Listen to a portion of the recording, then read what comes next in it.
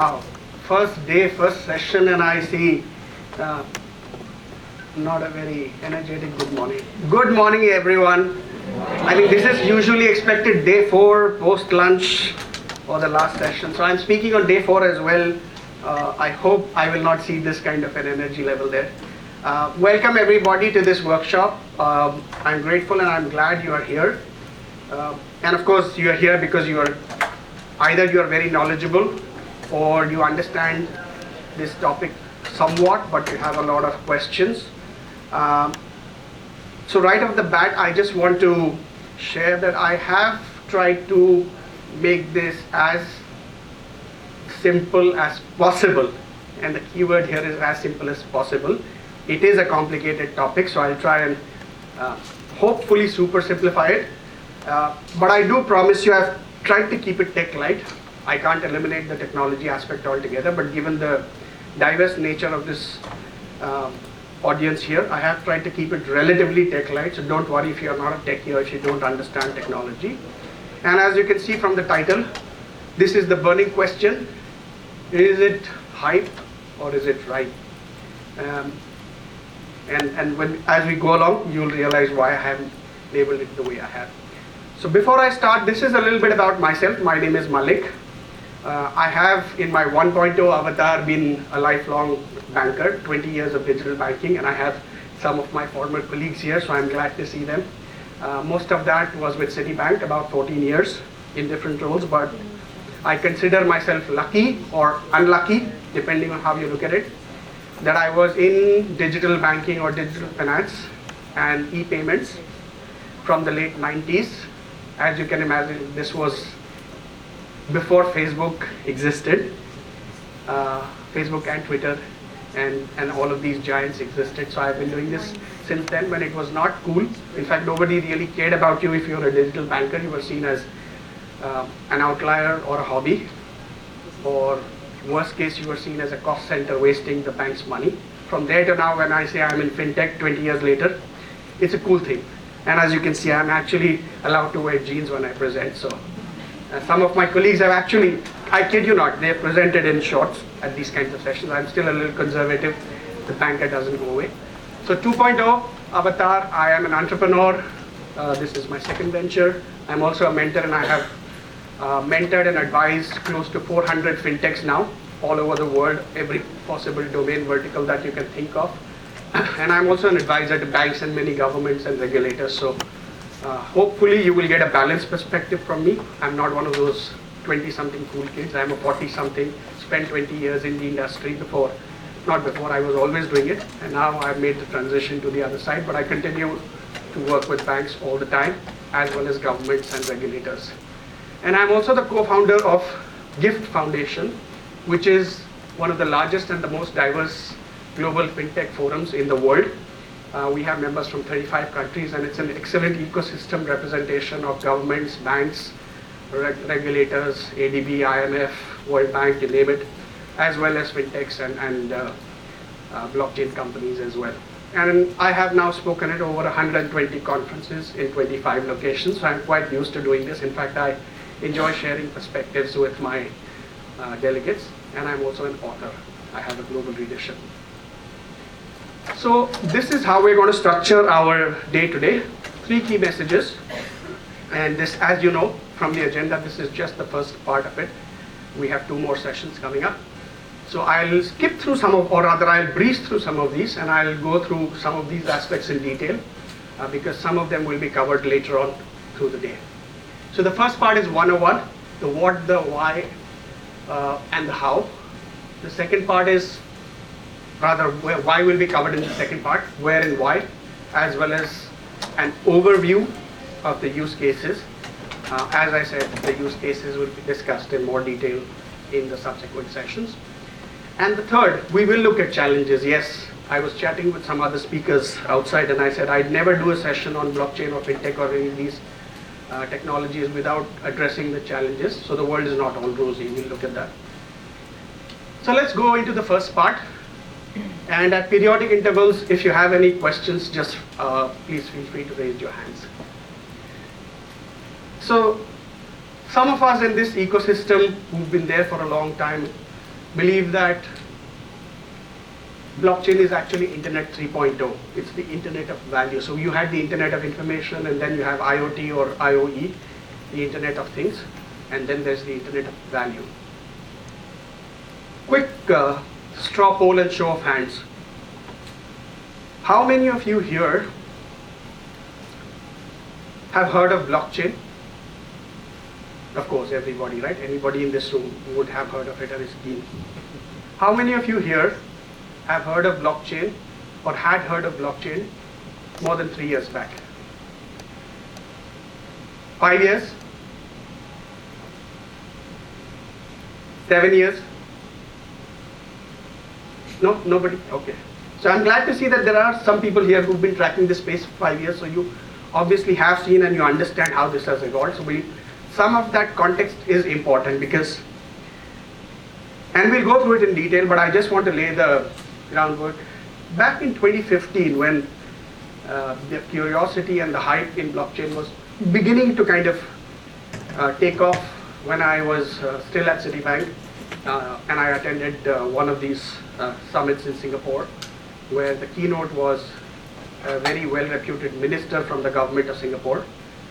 And he made an interesting observation when he was talking about various technologies and blockchain came about, that is blockchain a solution in search of a problem? That was 4 years back.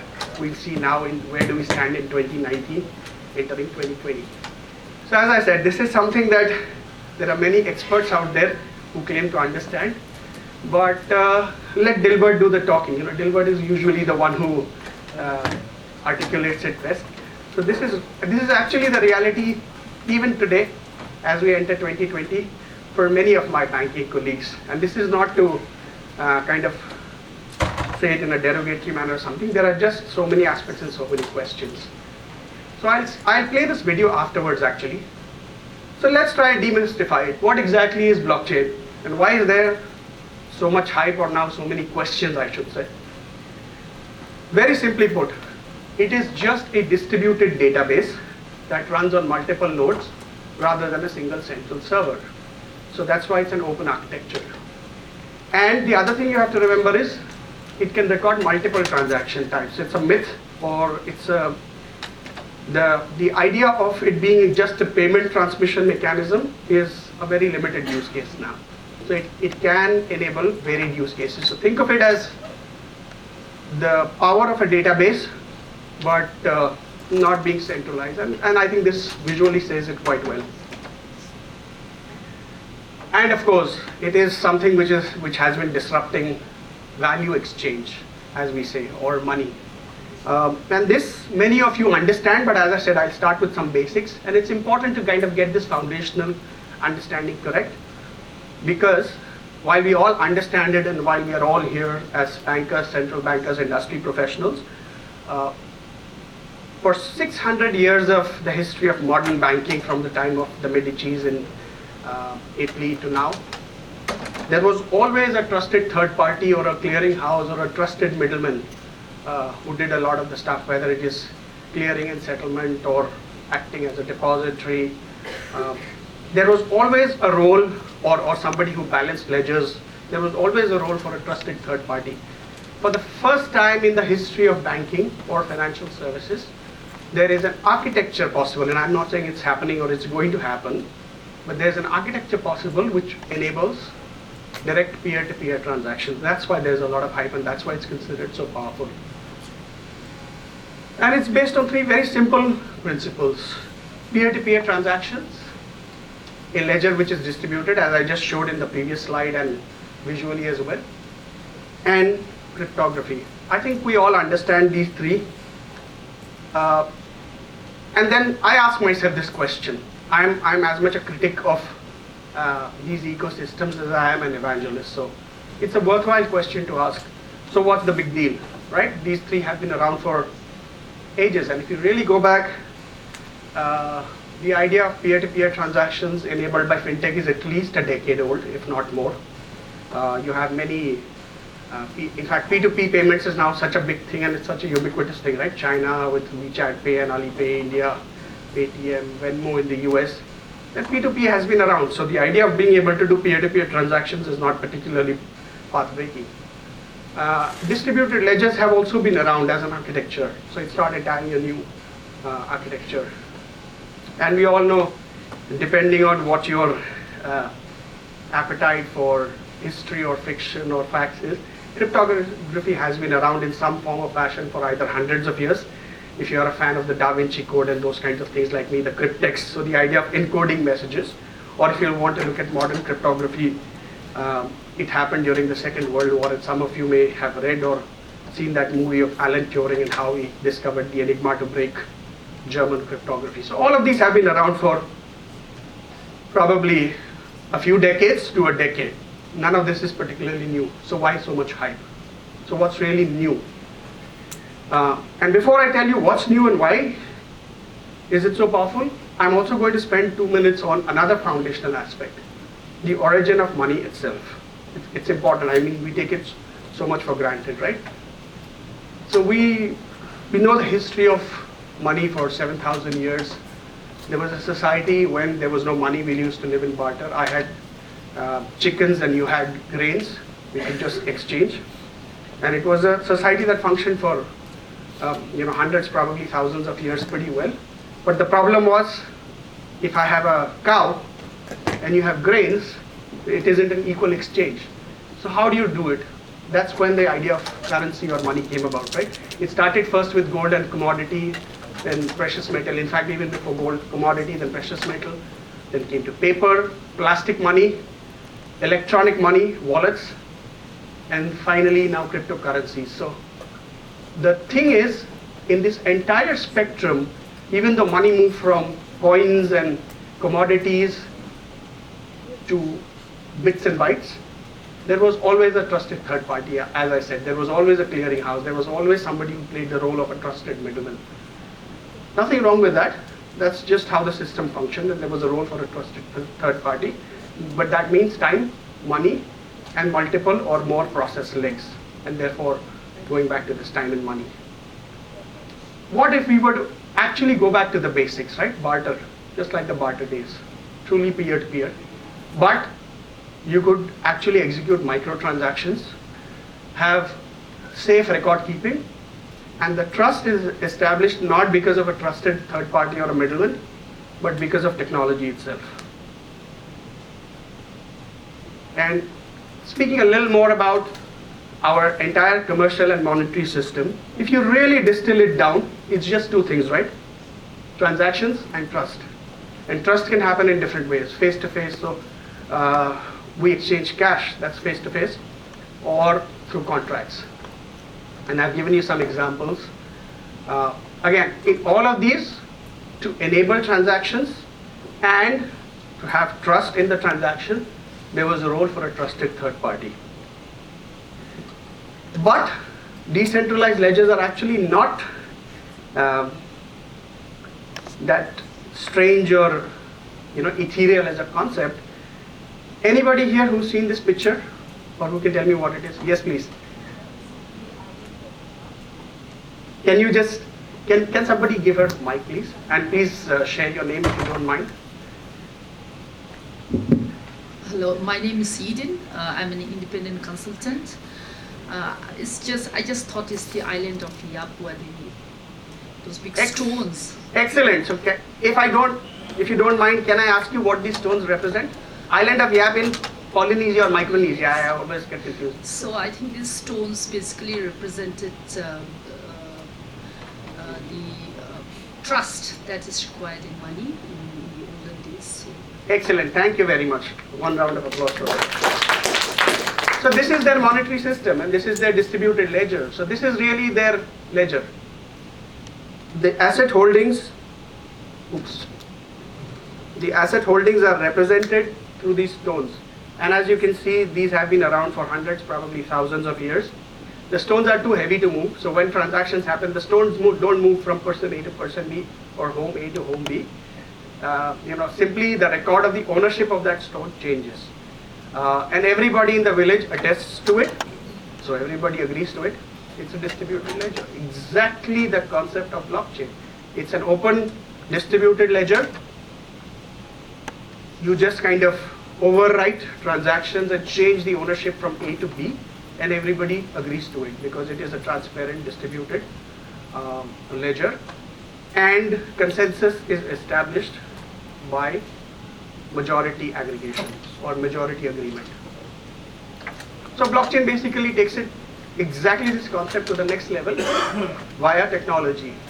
So it's basically a system, as I said, where trustless peer-to-peer transactions are enabled via a distributed ledger, and it is secured via cryptography. So going back to my earlier question of what's the big deal, all these three technologies have been around for quite a while.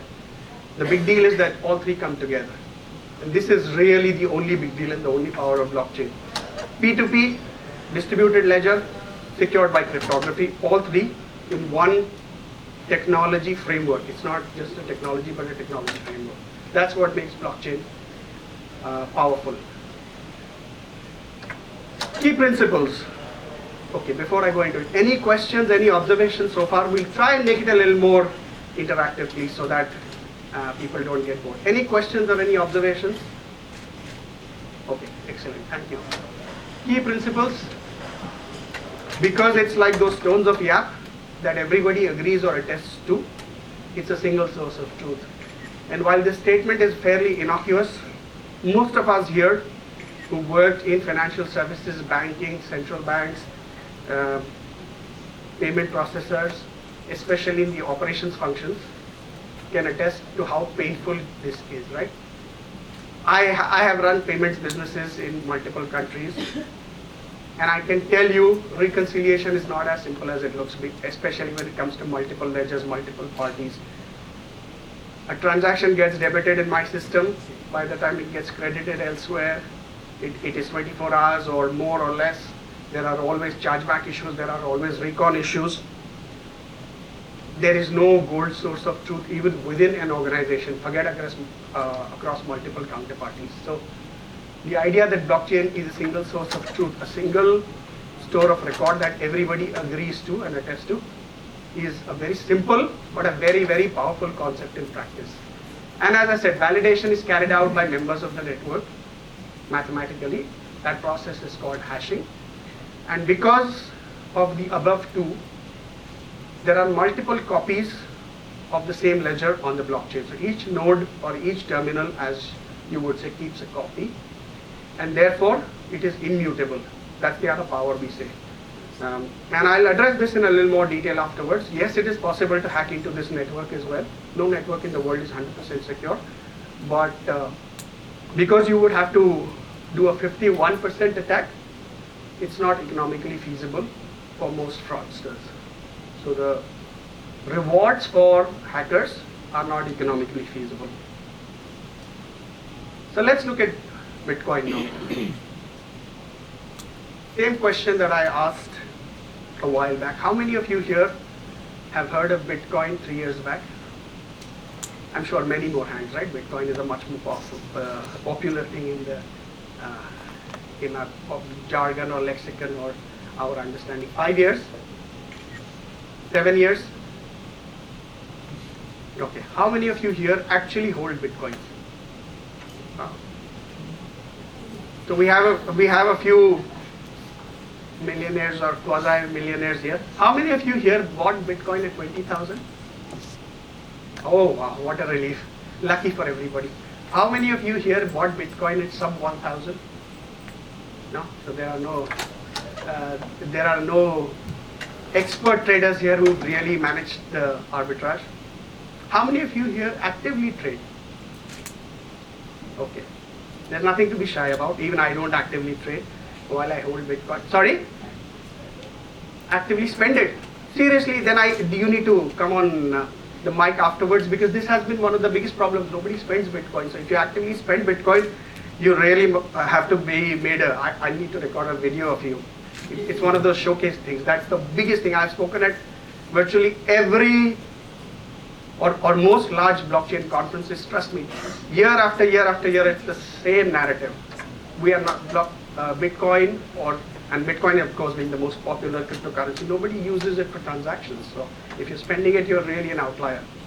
But okay, before I go into it, one last question. Again, show of hands. How many of you here think they truly understand Bitcoin well? No? Nobody? How many of you here believe that they truly understand Bitcoin well? That they understand it? It's okay. It's a very subjective term. That's why I kept it they believe.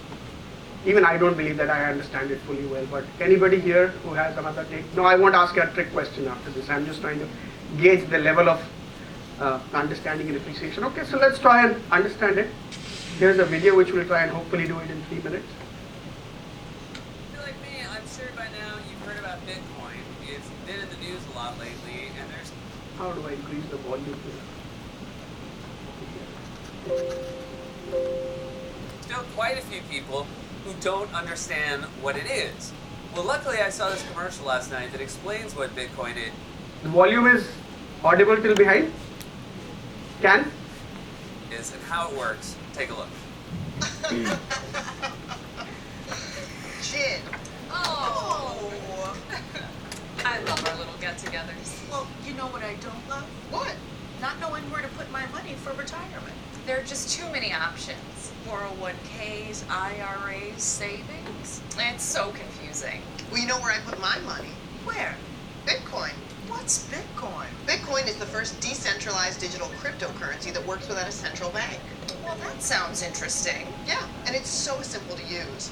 Transactions take place through the use of cryptography and are verified by network nodes and recorded in an immutable public distributed ledger called a blockchain.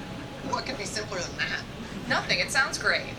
Right. So is it like investing in stocks? Kind of, but not at all. Well, I'm on board. Really? Because I have so many more questions. Not me. Where can I get one of these Bitcoins? Can I buy one at my local bank? Of course not. What a dumb question. No, it was dumb. Bitcoins aren't like regular currency. They're mined. In a physical mine, like gold? That's ridiculous. Bitcoins are mined on computers using the SHA-256 hashing algorithm, creating 12.5 Bitcoins per block. Uh-huh. That is until mid-2020. Uh-huh. And then afterwards, 6.25 Bitcoins per block for 4 years until the next halving. Wait, are we still talking about money? Cryptocurrency. This sounds so simple. Shut up, Margaret. There's no way you understood all of that. Okay. So, how much do one of these Bitcoins cost? $17,000. $17,000? That's insane. Sounds like a bargain. Ugh. And how do you keep track of these things' values? Just check the internet. So far today, its value has gone up $1,000, and now it's down $800, and now it's up $500. Sounds like you can't lose. You absolutely can, Margaret. How do I buy Bitcoin? It's easy. Just go online and give them your credit card number. Give who your credit card number? Bitcoin. And then let the internet do what it does. What does it do exactly? It Bitcoins. Here's my credit card. No! So who started Bitcoin? We think it was Satoshi Nakamoto. Who is that? No one really knows. It sounds cute. Margaret, I swear to God. And Bitcoin is the only cryptocurrency I trust with my kids' college fund. That's smart investing. That's bat crazy. Oh, now it's down to $3. Easy come, easy go.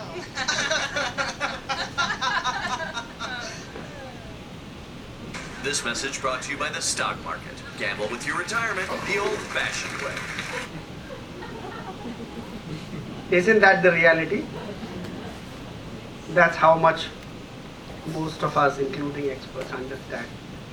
So, well, hopefully I'll not stop with this. I'll try and give you some further simpler and some more grounded perspectives, but this was just so you know. And as you can probably sense, this video was made when the price was near its all-time high during the hype cycle in 2017. So I again wanted to lay some foundational groundwork. What are the similarities and what are the differences between fiat e-money and cryptocurrency? And this again is a very valid question. I asked myself this right in the beginning when I got into this. What's all this hoopla about digital money or digital currency? I mean, I used to run that for a bank for years, even 2 decades. So, I mean, internet banking and then mobile banking has been around for at least 10 or 15 years. Wallets have been around for 7-8 years, and as I said, now everybody uses wallets. So there is digital money. The fact that money is bits and bytes has been around for a long time. So what's the big hype about digital money? And then I sat down to put together this framework of how digital money and crypto money, if I were to super simplify it, are similar and different. So when we talk about money, and many of you are central bankers or have worked, so you can understand this very well, you don't, but I'm just laying a foundational groundwork here. Money has certain characteristics, right? It's a store of value, it's a unit of account, and it's a mode of transaction, among others. So you can argue that Bitcoin is a store of value. Yes, it is. It has a certain value. Now, you may agree or disagree with its value, and you may say that, as some skeptics say, that it is zero, because it's nothing but a string of characters generated mathematically. There are others who say that the intrinsic value of Bitcoin is $500,000. So it's really about perceptions, but there is a certain value, whether you agree with the value or not.